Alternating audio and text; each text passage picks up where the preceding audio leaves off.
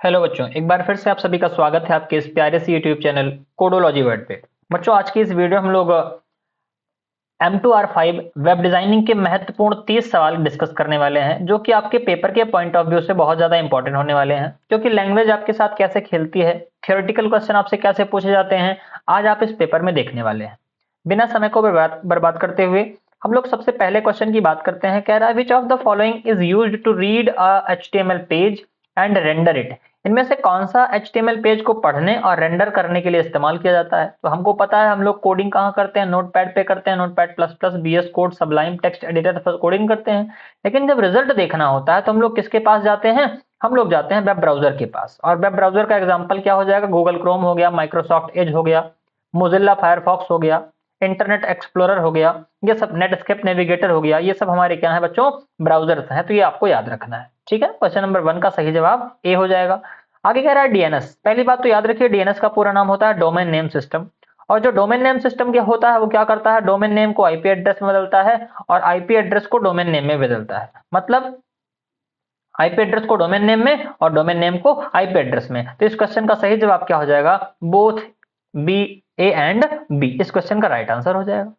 Next कह रहा है once the email is send the message is broken into pieces. एक बार जब ईमेल भेज दिया जाता है ना, तो वो छोटे छोटे टुकड़ों में क्या हो जाता है? टूट जाता है। और उन्हीं पीसेज को हम लोग क्या कहते हैं बच्चा? उन पीसेज को हम लोग पैकेट्स कहते हैं। क्या बोलेंगे? पैकेट्स बोलते हैं। क्वेश्चन नंबर 4 की बात करते हैं। क्वेश्चन नंबर 4 कह रहा है द स्पेस डैश डैश दिया है, attribute adds space within each cell. जो दो सेल होते हैं ना, उन दो सेल्स के बीच में जो स्पेसिंग होती है ना, उसको किस एट्रीब्यूट देते हैं? ये स्पेसिंग आप देख रहे हैं ना, ये किस एट्रीब्यूट से दी जाती है? तो बच्चा ये दी जाती है सेल स्पेसिंग एट्रीब्यूट से। किससे? Cell spacing.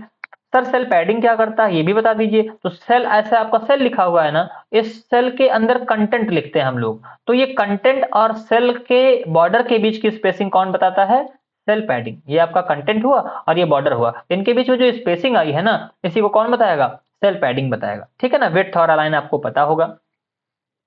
नेक्स्ट सवाल कह रहा है which where is an HTML document is correct place to refer an external style seat.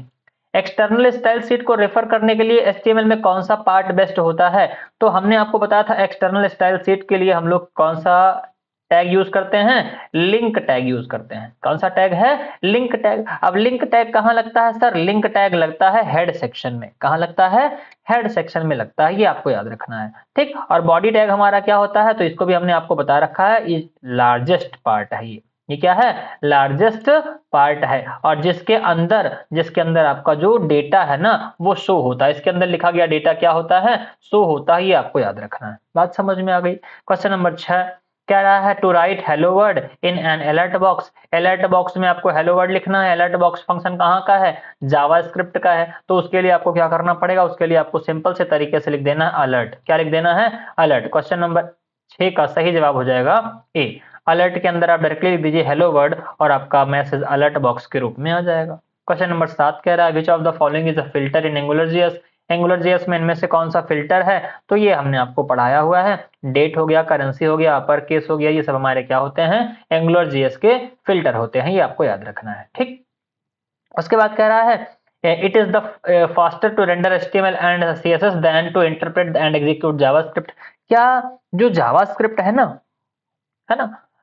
उसको एग्जीक्यूट करना थोड़ा सा स्लोअर होता है किसके कंपैरिजन में? HTML और CSS कंपैरिजन में। या यूं कहें कि HTML और CSS को रेंडर करना फास्टर होता है JS के कंपैरिजन में। बिल्कुल सही बात है बच्चों, HTML और CSS फास्टर होती हैं और JS थोड़ी सी क्या होती है? स्लोअर होती है। ठीक। उसके बाद कह रहा है padding property is allowed using negative values. क्या पैडिंग प्रॉपर्टी में हम लोग नेगेटिव वैल्यू दे सकते हैं?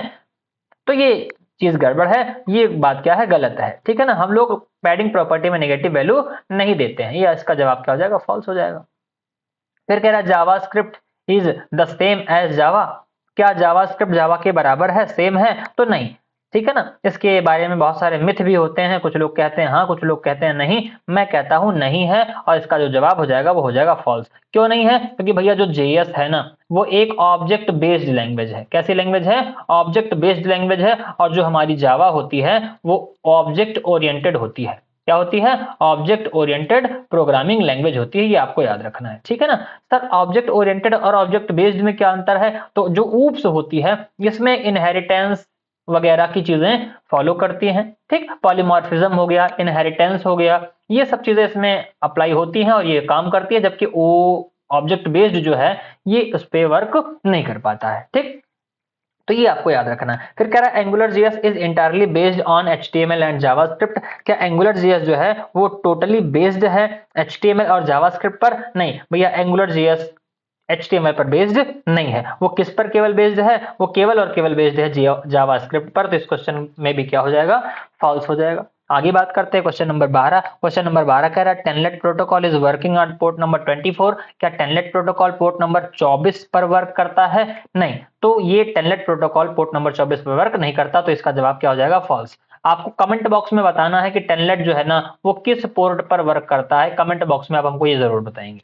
ठीक, उसके बाद कह रहा है कि we can create custom directives in Angular JS. क्या हम लोग एंगुलर जीएस में कस्टम डायरेक्टिव्स बना सकते हैं, खुद की डायरेक्टिव बना सकते हैं? तो यस वी कैन। ठीक है ना, हमने डायरेक्टिव जब आपको पढ़ाई थी तो बताया था कि जैसे यहाँ पर लिखा हुआ एनजी ऐप लिखा हुआ है ना, एनजी ऐप लिखा हुआ है, आपकी इच्छा आप लिख दो ए जे, फिर ऐसे लगाओ डैश, फिर यहाँ लगाओ एनजी, फिर यहाँ लगाओ ऐप। तो ये चीज भी हम लोग लिख सकते थे। ठीक है ना, यहाँ पर और क्या लगता था सर? और अंडरस्कोर लगता था। ठीक, ये बातें हमने, फिर डॉट भी लगता था, तो ये हमने आपको बताया था। ठीक है ना, ये आप सही कर सकते हैं। क्वेश्चन नंबर 14 कह रहा है we can use SVG tags directly in HTML5। क्या हम लोग HTML5 में एसवीजी टैग को डायरेक्ट इस्तेमाल कर सकते थे? हाँ बच्चों, बिल्कुल सही बात है। एसवीजी का मतलब होता है स्केलर वेक्टर ग्राफिक्स, जो कि HTML5 में आया।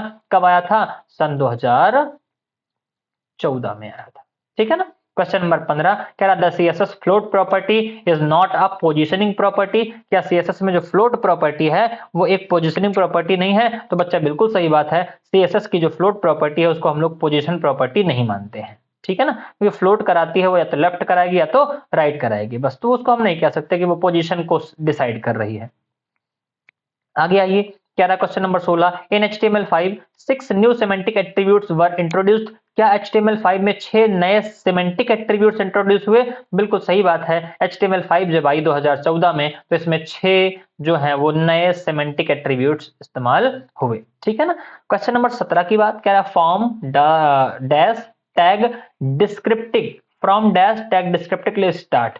इनमें से किस टैग से डिस्क्रिप्टिव लिस्ट स्टार्ट होती है? तो बच्चा ना तो OL से होती है ना UL से होती है, फिर सर किससे होती है? तो वो होती है आपकी DL से। तो इस क्वेश्चन का सही जवाब हो जाएगा नन, और जो स्टार्ट होने की बात है वो किससे होगी? DL से होगी। इसको आप याद रखेंगे। क्वेश्चन नंबर 18 कह रहा है class is used to colour any HTML element in W3 CSS। W3 CSS में हमको कलर करना है किसी HTML एलिमेंट को, कौन सी क्लास इस्तेमाल करेंगे? बच्चा पहली बात तो कलर होगा नहीं। क्यों? क्योंकि इसके आगे W3 नहीं लगा है। क्यों? क्योंकि W3 CSS की जितनी भी क्लासेस शुरू होंगी वो किस प्रीफिक्स से शुरू होंगी? W3 प्रीफिक्स से शुरू होंगी। अब ये तो टेक्स्ट है, इसमें होगा नहीं, एलिमेंट में नहीं होगा। कौन सा हो जाएगा? W3 colour. इस क्वेश्चन का बिल्कुल सटीक जवाब हो जाएगा। क्वेश्चन नंबर 19 कह रहा है www is based on which model। जो www है बच्चा वो किस मॉडल पर बेस्ड होता है? तो आपको याद रखना है ये हमारा बेस्ड होता है बच्चों, आपका जो लोकल सर्वर मॉडल है, क्लाइंट सर्वर मॉडल है, ये आपका इस पे बेस्ड कह सकते हैं। सॉरी, लोकल सर्वर मॉडल कह रहा हूँ, लोकल सर्वर मॉडल पे नहीं होता है, क्लाइंट सर्वर मॉडल पर या रिक्वेस्ट रिस्पॉन्ड मॉडल पर बेस्ड होता है। तो इस क्वेश्चन का सही जवाब क्या हो जाएगा? Option number B and D. Client server का मतलब, क्लाइंट क्या है? आपकी वो डिवाइस जिसको आप इस्तेमाल कर रहे हैं, और सर्वर का मतलब जहां से आप डेटा को, इंफॉर्मेशन को एक्सेस कर रहे हैं, वो हमारा सर्वर कहलाता है। ठीक है ना। रिक्वेस्ट रिस्पॉन्ड का मतलब आप क्लाइंट हो और क्लाइंट क्या करता है? रिक्वेस्ट करता है किससे? सर्वर से। और सर्वर क्या करता है? सर्वर क्लाइंट को करता है रिस्पॉन्ड।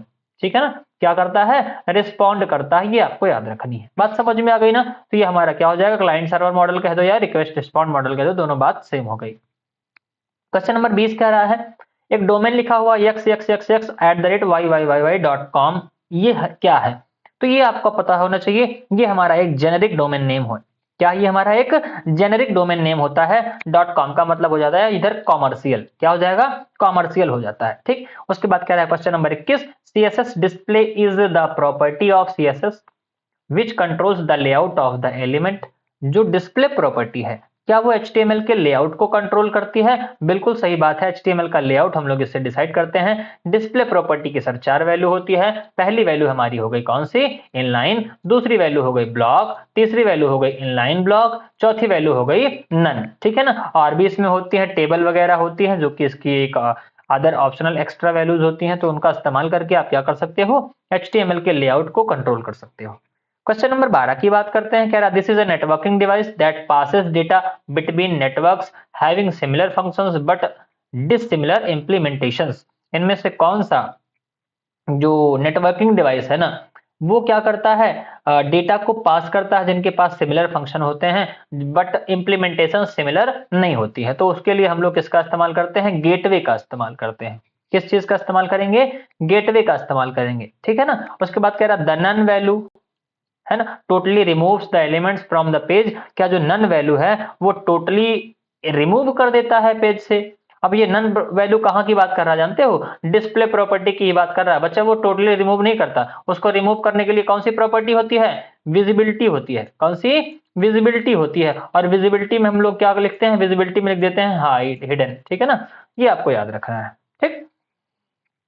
क्वेश्चन नंबर 24 कह रहा है which of the following is used to increase the row height. Row height को बढ़ाने के लिए हम लोग किसका इस्तेमाल करते हैं? तो सेल पैडिंग का इस्तेमाल करेंगे। इसका सेल पैडिंग का इस्तेमाल करेंगे। अभी हमने ऊपर ही आपको सेल स्पेसिंग, सेल पैडिंग बताई। क्वेश्चन नंबर 25 क्या कह रहा है? कह रहा है in order to connect to IPs server you need. आपको किसकी जरूरत होगी? मतलब आपको आईएसपी से कनेक्ट करना है। ठीक है ना। तो क्या आपको दस्तानों की जरूरत पड़ेगी? क्या आपको प्रिंटर की जरूरत पड़ेगी? क्या आपको यूजर नेम और पासवर्ड की जरूरत पड़ेगी? तो अब तो ये तो बच्चा भी होगा तो बता देगा, है ना। सर्वर से कनेक्ट करना है, दस्तानों की क्या जरूरत, प्रिंटर की क्या जरूरत, तो कौन सा सही जवाब हो जाएगा? 25 का आंसर सी हो जाएगा। आपको एक आईडी पासवर्ड की जरूरत पड़ेगी। ठीक है ना। क्वेश्चन नंबर 26 कह रहा है in order to upload HTML file a web server you can use. आप वेब सर्वर पर एक HTML फाइल अपलोड करना चाहते हो, आप कौन से सर्वर का इस्तेमाल करोगे? सॉरी, कौन से प्रोटोकॉल का इस्तेमाल करोगे? तो भैया हम लोग इस्तेमाल करते हैं फाइल ट्रांसफर प्रोटोकॉल। ठीक है ना। तो ये आपका सही जवाब हो गया। HTTP का इस्तेमाल क्यों किया जाता है? तो HTTP का इस्तेमाल किया जाता है वेब पेजेस को रेंडर करने के लिए। काहे लिए करते हैं? वेब पेजेस को रेंडर करने के लिए HTTP का इस्तेमाल करते हैं। ये आपको याद रखना है। बात समझ में आ गई। क्वेश्चन नंबर 27 की बात करते हैं। 27 कह रहा है कि dash dash is a uniform naming scheme for locating resources on the web. तो इनमें से कौन सा है बच्चा? इनमें से आपका जो सही जवाब हो जाएगा वो हो जाएगा यूनिफॉर्म रिसोर्स लोकेटर। ये एक यूनिफॉर्म नेमिंग स्कीम है। ठीक है ना, जो रिसोर्सेज को क्या करती है? लोकेट करती है। क्वेश्चन नंबर 28 कह रहा है which of the following is the best suitable for remote administration of computer. Remote login के लिए हमारे पास सबसे बढ़िया और सबसे तगड़ी व्यवस्था क्या है? टेलनेट हो जाता है। टेली नेटवर्किंग क्या हो जाएगा? टेली नेटवर्किंग इसके लिए बढ़िया हो जाएगा। ठीक। कह रहा the act of exploring web is known as surfing.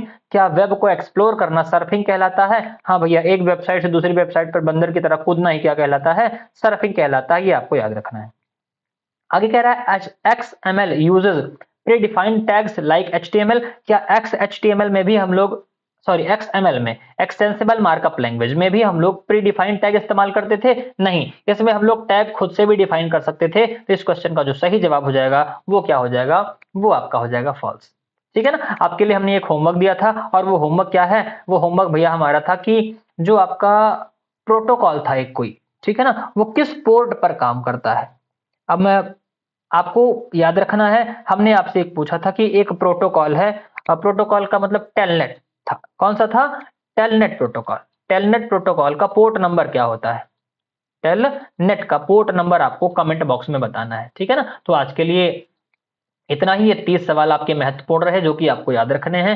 और आगे फिर हम मिलेंगे आपसे एक और वीडियो में जहां पर हम लोग फिर से 30 सवाल डिस्कस कर रहे होंगे। अभी के लिए हमको दीजिए इजाजत। और जाने से पहले आपने अभी तक वीडियो को लाइक नहीं किया है तो वीडियो खत्म हो गई है, वीडियो को लाइक कर दीजिए और उसके बाद इस वीडियो को शेयर भी कीजिएगा। तो थैंक यू सो मच। मिलते हैं अगली वीडियो में। Take care, bye bye.